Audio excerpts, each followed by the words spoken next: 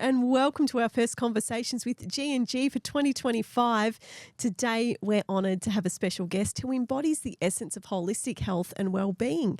Tim Leposa is the visionary CEO of Fit for Living, the premier personal training destination renowned for transformative approaches and approaches that integrate mental, physical and spiritual health. And today, Tim joins us to dive deep into a vital and yet often overlooked aspect of fitness, flexibility. We'll explore the benefits of flexibility training, what causes inflexibility, and how often you should train for optimal results. So great to have you with us, Tim. Likewise, I'm excited to be on. Hi, Tim. Hello. Great topic, flexibility. I'm very inflexible, so I'm looking forward to this one. Great. Hopefully we can learn something. Hopefully, fingers crossed. Now, we might start with what are the benefits of flexibility training? Good question. I think first of all, it's probably good to establish what is flexibility. So flexibility is, I guess, it's the ability to be able to move through our joints freely. So it's really important to be able to have that in our life. Obviously, for us to be able to walk around, move around, to climb over things, step over things, pushing, pulling. So having that flexibility is really important. I guess like one of the first points really about improving our quality of life is important and how we actually move. So for example, if we're trying to reach over our head into a cupboard to try and get something, we need to make sure we got that flexibility through our chest muscles to be able to do that. So for example, if we are tight through the chest muscles there and tight in our lats, we're going to struggle to be able to lift over our head. So it's really important to make sure that we're flexible through the muscles to be able to do those everyday things, as well as maybe picking things up off the ground is another thing as well. So that ability to be able to squat, especially if we get into our older age as well, we want to be able to have that flexibility to be able to do it in the most natural way possible as well, without injuring our back as we're doing it. So for example, you might have poor ankle mobility. This is one of the exercises we went through the other day in the gym. So if we do have poor ankle mobility and we can't, let's say this is the foot bone there and the shin bone there. So if we have that poor mobility to be able to bring the shin forward like that to squat, what ends up happening is we end up leaning over forward, and we end up using more of our lower back muscles instead of our leg muscles to be able to lift things off the floor. So what can happen then is we can do ourselves an injury, in the spine or in those lower back muscles as well. All right, so we're going to go through a simple little ankle flexibility test. So anyone can do this simple little test. So basically what we're doing is we want to be able to measure 5 inches from the wall to your front foot. So a simple way that we can do that is keeping your hand on the ground and a thumb. So toes there, so there's my 5 inches. And then what we want to be able to do is be able to see if I can get my knee to the wall. So if I can get my knee to the wall, that's 5 inches. That would mean that I've got really good ankle flexibility. So if I'm moving my foot forward, I've got that. If I could only get to about there, say, then that means my ankle mobility might need some improvement. All right, Gio, do you want to go? Demonstrator, right. Okay. Right, so a hand and a thumb. Yep. Okay. That's right. So you want to keep your heel on the ground, keep your front of your foot on the ground and just pushing your knee forward. Yep. Seeing how far we can get. I think that's as far as I can go. Yep. So obviously here we can see that Jared might need a little bit of ankle mobility improvements. 3 fingers. Very good. All right. I can feel it. Very good. So one of the issues that we can sometimes have is we can have ankle flexibility issues, and ankle flexibility is really important because it's our ability to be able to squat properly. So the ankle joint is moving forward. So if we don't have that flexibility through our ankles, then we lose that ability to squat. Obviously we need to squat for everyday life. So it's important to have that good ankle flexibility. Now, so one thing to be able to think about is that there's the front part of our ankle. So if you're feeling a bit of a pinch in the front of the ankle when you're moving your knee forward, then what that's going to mean is you might have a bit of a mobility issue. So the bones aren't moving as they should. If you're feeling a bit of a pinch there, means you've also got some tight calves. So it's important to, first of all, address the mobility issue. So a way that we can do that is an ankle mobility exercise. So we're going to be using a band. What I've done here is I've tied the band to the bottom of this rack. You can do that to a table, just making sure that something is going to be secure as well. And what we're doing, putting our foot through there, putting your foot flat on the bench, and then we're going to bring the band just around the foot part. So that's the talus bone, because what we want to be able to do is when we're moving forward, we want to be able to pull this bone down, and then we want to be able to pull this shin over the top of it. So we're going to keep our foot flat there on the ground. Yep. On the platform, and then we're moving our knee forward. So we're going to first of all put our other knee on the ground, keeping your arm over the top of there, and then keeping your weight over the top. So hold that for a couple of seconds, and then you're coming back up again. So I want to try and do that about 15 to 20 reps. Obviously, the worse your mobility issue is, the more times you want to be able to do it. For how All many good? times? 15 reps for Yeah, just 15 A reps couple of going times. backwards and forwards, doing that one set. one set. Obviously, the more issues you've got, as I said before, then the more times you might want to do it. So you might be doing this more frequently throughout the week. Yeah, Cool. Yeah, awesome. great. We need to give it a Wanna have crack. a go? All right. All right. Let's see how we go with this stuff. All right. So foot goes through the band.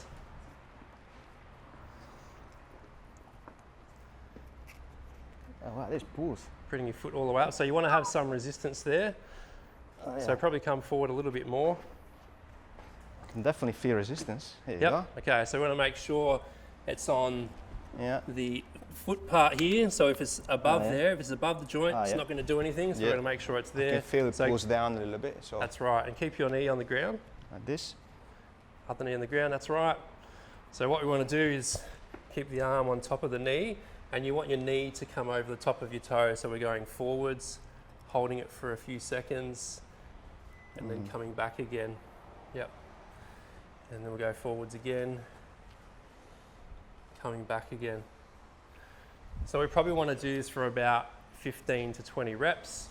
And yeah, obviously if you do have those mobility issues, if they're, or you're doing a lot more exercise, and this is something you want to be able to do more frequently. So instead of doing it once a week, you might do it 2 or 3 times a week. That's good. Yep. Feels good. Well, so yeah, the first thing I guess is really making sure that we're improving the quality of how we move in everyday life. But yeah, there's definitely a lot of benefits of flexibility training. So another one is reducing the pain that we have in tight muscles as well.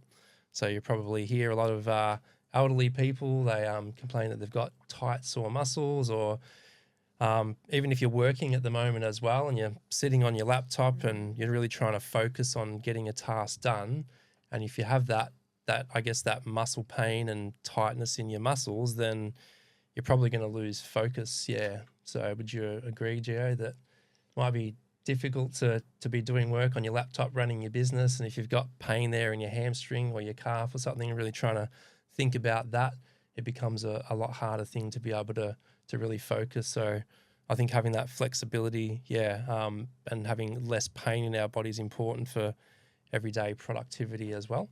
Yeah. Absolutely. And as you say, it could also be an injury prevention strategy to improve your flexibility. Yep. That's what we teach and educate our caregivers on manual handling. Yep. Yeah. And having that flexibility is so important, because you could force your back to do wrong movements, and then all of a sudden you have a back injury. 100%. Yep. Exactly. Yeah. Yep. Yep. It's so important. Yep. Definitely a Which good point. Really interesting, isn't it? Because as a carer, you don't necessarily think about flexibility. You think about going in and doing your job, but all of the things you've described, Tim, on a general shift is what you would be doing. Bending down, picking things up, you're doing lifting, all of those things. With flexibility, obviously, stretching and warming up, those kinds of things are super important. Would you recommend that carers maybe even do a little bit of a light warm-up before they start a shift? I think that would be good, yeah. So another thing I guess is important to think about, like if we're doing stretching in particular as well. So stretching isn't really like a warm-up exercise. So we want to be able to do something that's actually moving the body a little bit as well. So we're getting a little bit of blood flow through the muscle, and then we kind of work onto that stretching as well. But definitely if we are stretching the muscles and we're releasing those muscles, then there's less chance that we're going to get an injury. So if we're trying to overwork a muscle that's already tight, there's more chance of you getting an injury. On the opposite side as well, as if a muscle is also weak. there's also more chance of that getting injured as well. So there's that importance of strengthening a muscle as well as having that flexibility through the joints, and and the muscles having that ability to be able to relax through a movement as well is important. And probably another good one as well is improving our posture. That's another good reason we're all sitting up straight now. So improving our posture. I know.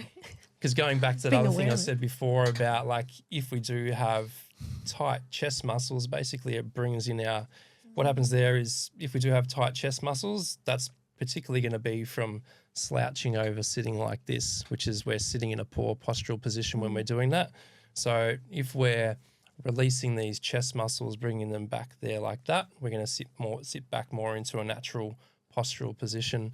So if we are slouched down all day, then if those muscles do stay tight, then they end up staying there consistently then. So therefore, having poor posture can be another reason why the muscles do get tight as well. All right, this exercise is what we call a banded pull apart. So this is going to be working the back part of our shoulders and our upper back. Very good to improve our posture, because what normally happens if we're sitting down and we're slouching a lot, these muscles become lengthened. So what we want to be able to do is shorten these muscle fibers. So this is a really good exercise for that. So you're going to need a band for this exercise. So what we're going to do is we're going to put our arms right in front, so fully extended. We're going to have our wrists in line with our elbow and our shoulder. All right, so if we grab the band further apart, it's going to make it easier. If we go closer, it's going to make it a little bit easier as well. So what we're trying to do now is we're going to try and aim to get the back of our hands going all the way back, keeping your arms fully straight. Yep, getting that stretch there, and then coming back in slowly. Yep, so try and keep your wrists nice and straight, your hands nice and straight. That's it.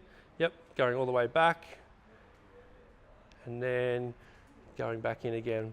All right, so with the breathing, what we're doing is we're breathing out when we're going back, when we do the contraction. So breathing out, and then breathing in when we're going forwards. 1, 2, 3. Great. We'll do that one more time. So going out, and 3 seconds in. 1, 2, 3. Good job. So this stretch that we're going to do is called the cat-cow. And the benefit of this is it's going to be loosening our lower back muscles. A lot of people get tight back muscles from sitting down or slouching down most of the day. It's also going to be stretching out our abs a bit as well. So what I want you to do is get your hands in front of you. Yep. So keep your hands just in line with your shoulders. Yep, as they are. So the next thing I want you to do is to be able to bring your knees in line with your hips. So bring your knees forward a little bit. Yep. Next thing we're going to do is we're going to do the cat pose. So you're actually going to try and bring this part of your back up now. And so you're going to bring your head down to you, looking at your chest. Yep. And then we're going to go back to the other one again. So we're holding each one for about 2 to 3 seconds. Yep. So making sure that your knees are in line with your hips, your wrists are in line with your shoulders. Yep. And just keep breathing through that movement as well. All right, so just come forward again. Make sure those knees are in a line there throughout the whole movement. Yep. Great. So we're getting a stretch here in the lower back, and then we're getting a stretch here in the abs as well. I guess another big one as well is like if you're someone who wants to exercise, and we all should be exercising, getting that movement, the more flexible we are, then the easier it is for us to be able to exercise and do exercises correctly as well. So for example, if I'm trying to do let's say I'm trying to do a squat where I want to try and put a barbell behind my head. So I want to be able to increase a little bit of weight as well, so I can increase a bit more strength, increase a bit more muscle. I need to have the ability to be able to put my arm back into that position there. So again, if I've got those tight pec muscles, which go onto your, like they go from the middle of your chest all the way up to your shoulder joint there. If I haven't got that ability to be able to move my arm back in that position, what ends up doing, you end up compensating by bringing your back forward. So when you do start to try and do a squat in that position, you got a lot more chance of doing a bit of a back injury there as well. But then also with that ankle flexibility thing as well, if we do have that poor ankle flexibility and we're just even if you're an elderly person, you're trying to pick something up off the floor, again, you're going to be bending over instead of squatting down with the knees, and then there's more chance of you getting injured as well doing that. Yeah. And I guess if you do have tighter muscles and they're not loosened and they're not flexible in the way that they should be as well, then it's a lot harder for us to be able to work at higher intensities as well. So if you do want to run a bit faster or push a bit more weight, or if you want to climb a set of stairs, you really need to have that flexibility through, the bones, the ligaments, the joints there, and in the muscles. Yeah. So what I'm hearing, it's really the building blocks of like a good exercise routine. Yes. Really, it's one of the first things that you sort of need to work on and before I you think start to build a. when build up. you get up in the morning, you feel all rigid Stiff. and stiff. Yep. I think that's all. It's basic. Yeah. And it gets Just worse. moving. Yeah. Yeah. 100%. Yeah. Yeah. So what are some of the causes of inflexibility? Yep, good question. Yeah. So probably the biggest one is what we're doing right now, and that's sitting. So just sitting for most of the day causes inflexibility. So for example, what we're doing now, it doesn't feel like we're actually doing anything, but our hip flexor muscles, they're getting contracted at the moment. We're also using our hamstring muscles because our knees bending there as well. So those muscles are staying contracted there for most of the day. Also, because we don't always sit with perfect posture, we'll be leaning forward as well. So again, we're using that chest, and our abs are getting tight. Our back's getting loose as well. So that sedentary lifestyle is definitely one of those contributors to why you might have poor flexibility. Especially if you don't have an ergonomic chair and a monitor that is set up properly. That's you can see right. people working out of really small monitors, really small laptops, and lean forward. And that's right. And it's the positioning of the monitor worse. as well. So like having the monitor sitting down instead of like sitting up at your eye level, that's an important thing. Okay. Yeah. So this stretch that we're going to be doing is a hip flexor stretch. Now, hips get tight a lot because when we're sitting down, we're in that position, so that muscle's getting tight throughout the day, and most people are sitting down most of the day, so therefore we're going to make sure that we're counteracting that by stretching out that hip muscle. So we're going to take you through a bit of a hip stretch. So what I want you to do is get one knee on the ground for me, and then we're going to have our other foot forward. Yep. All right, so keeping the body up nice and straight. Then what we want to be able to do is we're going to tuck the pelvis in like that. Yep. And then what we're doing is we're trying to push our weight forward. Yep. Keeping your body up nice and straight, tucking that pelvis in. So you should be able to feel a bit of a pull there on the hip and at the front of the quad as well. Yep.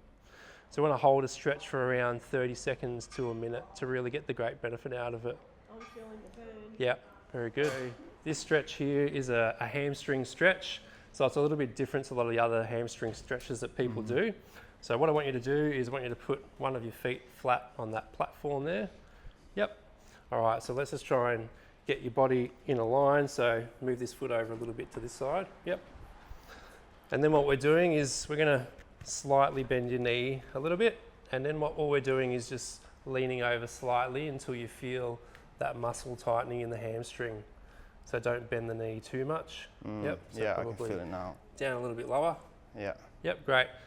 And so with our stretches, we're going to hold them for about 30 seconds to a minute to get the real benefit out of a stretch and to be able to lengthen and loosen those muscle fibres. Yeah, So as say well. for someone that's in a day job where they are required to be at a desk all day, so sometimes, 7, 8 hours a day, how often should people be getting up and moving around, Tim? Yeah, as often as they should. I guess like if you're working for someone else and they're having to get up and go for a walk every 10 to 20 minutes, the boss might not be too happy. But you can definitely do some stretches while you're there at your chair or working around as well. But I'd probably like at least maybe like every hour if you can, try and get up and move around, do a few stretches, get the body moving around a little bit. Yeah. Yeah. Because it might help with creativity as well, right? Yeah, exactly right. You move and all of a sudden you just snap out of some patterns that you have in your mind, and all of a sudden you come up with more ideas. Yeah, Yeah, that's great. that's Yep, right. that's it. And Yeah. there's different theories on that, but yeah, even around 45 minutes, Mm-hmm. just get up and Yep. Yeah, absolutely. So there you go. You can Kill two birds with one stone, Gio. Get more creative and keep yourself Absolutely. healthy. We should do an alarm bell every 45 minutes. Everybody get up. And That'd be great. Why not? There's an alarm for everything else. 10 burpees, 20 star jumps. Yeah, sounds good. There you go, Timmy. You need a nap. Yeah, that would be good. Yes. Yeah. So some of those other the reasons why we might be inflexible as well is, we might do an injury to ourselves, and that can cause inflammation there, and it cause the muscle to tighten as well. So if we have had a previous injury, that can be an issue. For example, I had someone I was training this morning as well. They've got really stiff ankles. They've done had a few broken ankles and issues in the past and sprains and everything, but it's just caused their ankle to seize up. But if they were moving those ankles around a lot more and everything as well, then they'd be able to overcome that. Probably a couple more things I can think of as well is like medications can also, cause muscle stiffness and everything as well. And one of the other things is, being dehydrated can also, cause muscle cramps, as well as not having enough magnesium in our diet as well. So, yeah. And is it just a natural progression as we age? Like inflexibility? Inflexibility, I Not guess. necessarily. And the reason being is because there's probably less movement as people get older as well. So you've heard the saying, move it or lose it. Yeah. I need to keep on moving. that's a good point. Yeah, Movement is key. it is. Yeah. So how many times a week should we be moving? Is there any guidance on what we should be doing? Yeah, that's right. I guess tying it into flexibility. I guess it really depends on what your goals are, and probably how inflexible you are as well. Ideally, it'd be great to be able to spend 3 hours a day stretching and doing all that, but obviously we don't all have that time. And the more frequently we can do something, the more benefits we're going to get from it. But I guess the first thing to probably think about is like how long you should probably hold a stretch for. So holding a stretch for around 30 seconds to a minute is probably ideal at a time. So you can rest and then go back to doing that, but holding it for that period of time is studies have showed that's like the best time to be able to do it. If you are elderly, there are some studies out there that show that stretching for too long can have a negative effect as well. So it's focusing more on that 30-second instead of 60 seconds. But in terms of like how many times per week you should be doing it, I like to mix it up. So like I'll have 2 different routines of flexibility. So one day I'll be stretching particular muscles, the next day I'll be focusing on other muscles. And I spend about 20 to 30 minutes every morning doing that, and alternate those different days. Yeah. But I think if you can start off at least doing it, 2 to 3 times a week is a good time to be able to add some flexibility training in there. And it's also probably important to mention that we don't want to do it before we're doing some more, we don't want to do like a lot of long flexibility when we're about to do something like running or strength training as well, because you actually lose the ability for your muscle to be able to contract as well. So we want to make sure that we can, do it at the right times of the day. Yeah. So that's why I started off in the morning, because if I'm not doing my workout in the morning, mine's generally mid-morning or in the afternoon. I like to do it in the morning. Yeah. So would you suggest doing it after you've eaten or before? Because there's a lot of, I've even Googled that question before trying to work it out, and there's so many different schools of thought on it. Yeah, that's right. I guess it doesn't really, there's probably some variables to it, like if you've eaten too much and you're moving around, and if you are feeling a bit sick from it, then your body's probably telling you that you shouldn't do it. But I guess it's more important. Like with flexibility, it's more of a low intense thing, so it's not really a high intense activity. So it shouldn't really matter too much of when you do it. As long as you're not too full. Yeah. When you bend down. Yeah, because I've heard schools of thought on the other end too about not exercising before you've fueled your body. Yeah. Well, I guess another important thing, is in terms of movement in general, is if we have eaten food, it really does help your digestion if you do start to move around as well. So flexibility, there is movement through doing that. Yeah. So that can really help. Yeah. I need to hydrate so that my muscles don't get tight. Yeah. Good tip. Keep those muscles flexible. Stay hydrated. Yeah. Because he needs to stretch down to pick up his big, heavy water bottle, and then he's doing his muscles at the same time. So he's got it all worked out. That's right. 2 litre bottle there. Yeah.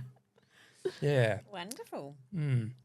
Well, Tim, you are just a wealth of knowledge on flexibility Absolutely. and so many other Learned so topics. much. That was great. It's, Yeah. it's been wonderful Glad we to learnt something. glean, Really yeah, knowledgeable. Yeah. and glean a little bit more information. So thanks for being with us, and we look forward to having you with us again next time Awesome. on Likewise. Conversations with G&G. Thank you. Thank you. Thanks, Thank you, guys. team. Fantastic.